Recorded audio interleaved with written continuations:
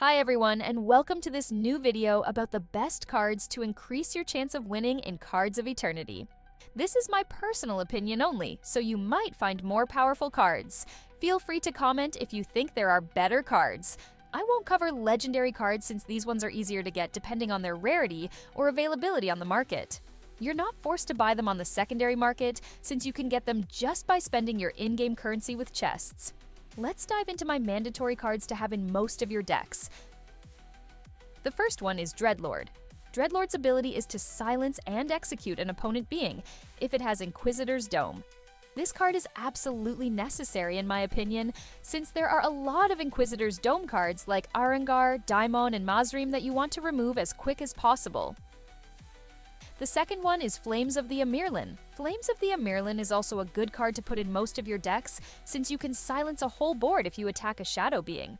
Also, if you kill this being, it will execute another being that was previously damaged.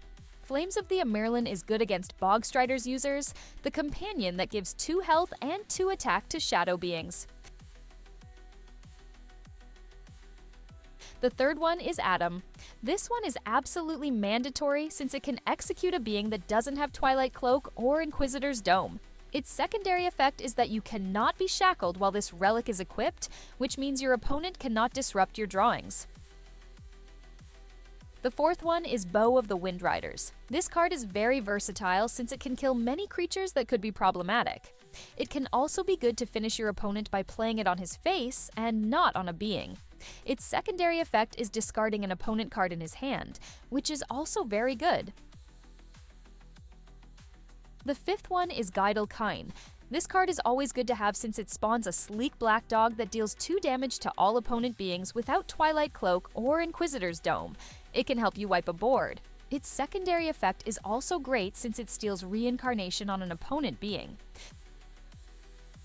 The sixth one is Oathbreaker. This card is absolutely mandatory since it can remove a relic or a weapon from opponent, but you have to think about which relic you want to remove, since you can only put 2 in your deck. It can be game breaker. The seventh one is One Power Blast. This card is a very nice board wipe, but is a bit tricky to use. In fact, you need opponent beings to have at least 3 health to activate it twice. Be cautious, it also deals damage to your own beings. If one being on board has 2 health, it will activate only once and deal only 2 damage. The eighth one is Six-Pointed Star. This card is a very good cleaner for the first rounds since it can deal 2 damage to a target and 1 damage to other targets that doesn't have Twilight Cloak or Inquisitor's Dome. It also has Reveal, which means it can deal damage to beings with Twilight Cloak.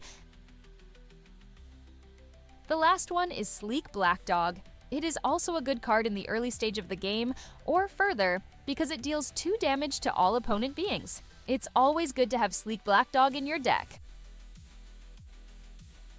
This is the end of the video. Thank you for watching. If you have any questions or recommendations, feel free to post them into the comment section below. You can discuss these cards or the current meta, and tell me what you think about these cards or other cards. Don't forget to like the video and hit the subscribe button. See you in the next video!